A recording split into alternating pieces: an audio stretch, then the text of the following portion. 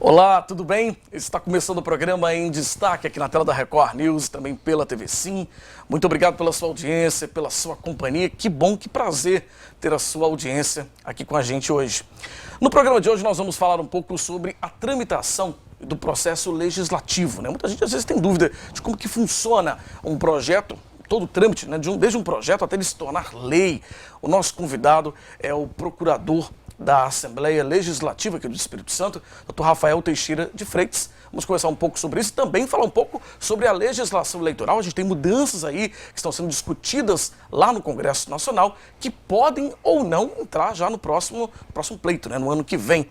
Dr. Rafael Teixeira Freitas é o nosso convidado com quem a gente conversa já a partir de agora. Dr. Rafael, seja muito bem-vindo aqui ao programa de Destaque. Obrigado, é um prazer. Prazer é nosso te receber aqui. Então, eu já abri aqui o programa falando sobre isso, né? Que às vezes as pessoas não têm conhecimento, às vezes até técnico, né? De como funciona, como é o funcionamento de uma casa de leis. E aí a gente está falando de Câmara dos Vereadores, a gente está falando da Assembleia Legislativa, onde você é procurador, mas até mesmo da Câmara dos Deputados, lá em Brasília, ou do Senado Federal. O processo, o trâmite do Legislativo é sempre parecido, é sempre igual, não é verdade? Assim, é muito parecido, né? Na verdade, o processo legislativo, ele tem início, ele se deflagra com a proposição, né? Essa proposição pode ser por diversos proponentes a depender da matéria. Eu diria hoje que o principal serviço à população do legislativo é justamente propor, né, e votar os projetos de lei, além do dever de fiscalizar e de representar a sociedade, né? Sim. E a proposição tem início, via de regra, por um vereador, por um deputado, seja estadual ou federal, ou por um senador, pelo chefe do executivo ou de outro poder, no caso do Tribunal de Justiça, pode o presidente do Tribunal de Justiça, dependendo da matéria. Também tem matérias atinentes à competência legislativa do presidente do Tribunal de Contas, entre outros. Né? Mas tem sempre início com uma proposição, a depender da matéria, depende de quem vai propor, a depender da matéria tem um trâmite diferenciado. E o nosso papel lá na Assembleia é justamente fazer com que esse trâmite, esse processo legislativo tenha uma boa condução, seja bem conduzido, para ao final fazer o que todo mundo quer, que é entregar algo à sociedade. Então, Rafael, uma curiosidade. Normalmente, como o senhor falou, uma proposição, a gente está falando de um projeto de lei. Né? Isso, é um projeto apresentando uma proposta de uma nova lei, certo? Seja ela municipal, estadual ou federal, certo? Quando ela é protocolada que fala, não é isso? Ou protocolizada? É uma diferença tecnológica, mas os dois são adequados. Os dois são adequados. Quando ela é protocolada, então lá dentro, no protocolo, né, seja qual a casa de leis for, qual é o primeiro trâmite? Ela vai para onde dentro da casa de leis? É até bom nós tocarmos nisso, né?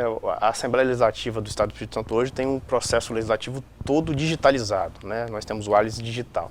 Então esse protocolo também é digital, por uma assinatura digital.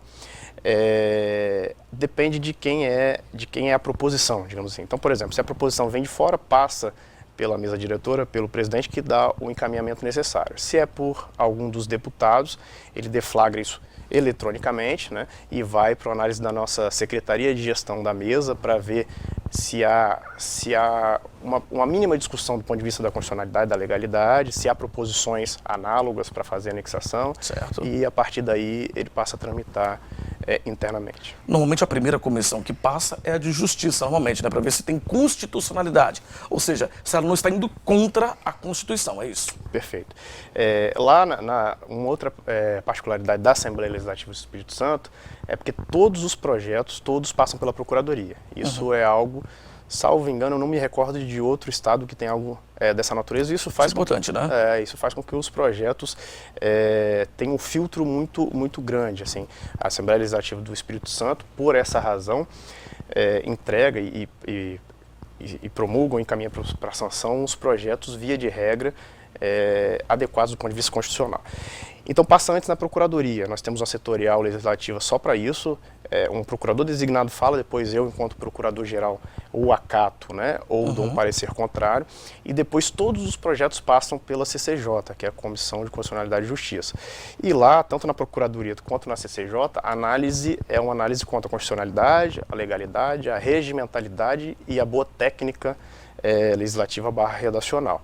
E, a depender do tema, a proposição é posteriormente encaminhada a uma comissão temática que vai analisar o mérito. Então, se tem uma relação com a agricultura, vai para a comissão de agricultura, uma relação com educação, tem uma comissão temática da educação, e isso é importante, porque amplia o debate, traz a sociedade para participar do debate, para contribuir, para eventualmente propor emendas, propor acertos, e é assim que funciona essa participação. Quando o senhor fala das comissões, né, temáticas, são comissões relacionadas ao tema, por exemplo, você falou do meio ambiente, vai com um projeto relacionado a isso, então ele vai passar pela comissão.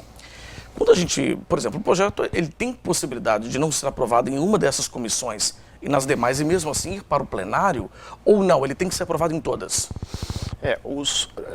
Nas comissões, né, a depender do tema de que trata cada uma das comissões, é emitido um parecer, então é designado um relator, o relator emite um parecer, esse parecer é votado na comissão, e pode ser que o plenário não acate esse parecer. Certo. Então, falando de uma forma muito simples, derruba esse parecer no plenário e pode ser que seja votado, ainda que tenha um parecer, por exemplo, pela inconstitucionalidade ou por alguma comissão contrária, o plenário é soberano. Mas então significa que mesmo ele não passando não sendo aprovado em todas as comissões, mesmo assim ele passa para o plenário, é isso? Sim, o plenário é soberano. É soberano, perfeito. Né? Ou seja, então pode ser que ele pode ser aprovado mesmo tendo sido reprovado, né, digamos assim, em uma das comissões temáticas, por exemplo. Sim. Né? O único caso é quando não passa pela Justiça, né, Constituição e Justiça. Tem a votação da Comissão de Justiça impede o prosseguimento por total conta da inconstitucionalidade ou ilegalidade. Ela nem chega no plenário Porque mais. não vai nem para o mérito, né? Não vai nem para análise de mérito. Entendi. Tá certo. Olha, hoje no programa a gente está tendo um pouco de dúvidas, né? Conhecendo um pouco mais do processo legislativo, como eu disse no início do programa, que vale tanto para as câmaras municipais, para a Assembleia Legislativa, para a Câmara dos Deputados lá em Brasília, para o Senado Federal, enfim.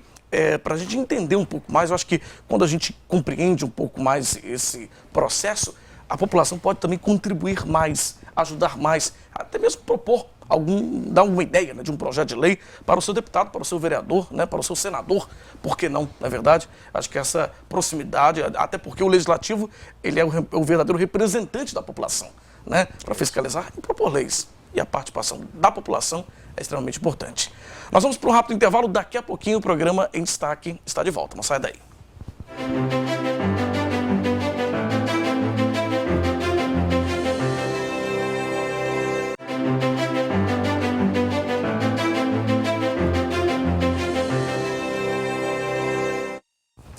Estamos de volta com o nosso programa, hoje recebendo em destaque o Procurador-Geral da Assembleia Legislativa, Dr. Rafael Teixeira Freitas, e a gente está conversando um pouco sobre a tramitação dos projetos de lei, né? Enfim, qual é o trâmite para que ele se torne lei, para que esse projeto se torne lei. Agora vamos falar um pouco também sobre legislação eleitoral. A gente sabe, ano que vem temos eleição aí de presidente, de deputados estaduais, deputados federais e senadores, né? Enfim, uma eleição grande, né? A gente sabe que muitas pessoas vão se eleger nesse momento e já correm algumas discussões lá no Congresso Nacional para possíveis mudanças na legislação eleitoral, não é isso, doutor Rafael? Perfeito. Na verdade, foi aprovado recentemente um projeto de lei para o novo Código Eleitoral, né? Já foi encaminhado ao Senado e agora está sendo discutido no Senado para ver se, uma vez sendo aprovado, ele já vai valer para o próximo pleito de 2022. Quais principais mudanças a gente poderia elencar, né, destacar, que podem trazer esse novo, digamos assim, essa mini reforma, né? Assim, eu diria que a principal mudança é do ponto de vista de sistematização, de compilação. Na verdade, o código passa a trazer no seu bojo mais de 900 artigos, cerca de 900 artigos, concentrando a legislação esparsa em um só documento. Uhum. Isso vai ajudar muito na compreensão, não só do operador do direito, não só do candidato, mas de toda a sociedade, né? Uhum. Então esse eu acho que é o primeiro passo, o passo mais importante que está sendo dado do ponto de vista de organização do pleito. Mas algumas questões pontuais muito importantes, assim, algo que tudo está sendo discutido ainda, né? O Senado pode votar, pode manter, pode não manter, mas o texto que tem hoje, tem, por exemplo, que foi aprovado na Câmara, a questão que está sendo tratada com o nome de quarentena, né? Uhum. De integrantes do Judiciário, do Ministério Público e das Forças de Segurança Policial. Uhum. Uma vez aprovado nesse sentido, é preciso que quem queira disputar um pleito e seja integrante ou do Judiciário, ou do Ministério Público, ou das Forças Policiais, precisa sair, precisa pedir a exoneração 4 anos antes do pleito. Se afastar do cargo, né? Se afastar do A gente cargo. está falando de 4 anos aí, é praticamente um período de um mandato, né? Se a pessoa tivesse um mandato eletivo. É isso, a ideia é essa. E na verdade, assim, está sendo chamado de quarentena, mas tecnicamente falando, é uma espécie de desincompatibilização, né? Como já ocorre em outros casos. Né? O prefeito, se for concorrer a um mandato eletivo para deputado, tem que sair 6 meses antes, dentre outros. Então seria tecnicamente isso. Na verdade, essa mudança, especificamente falando, seria uma maneira talvez de a pessoa não usar a máquina, usar o sistema, né, em que ela tem, que ela lidera, vamos dizer assim, a favor dessa corrida eleitoral? Perfeito, isso. Toda legislação eleitoral, ela parte do pressuposto de garantir uma igualdade, uma isonomia de disputa no pleito.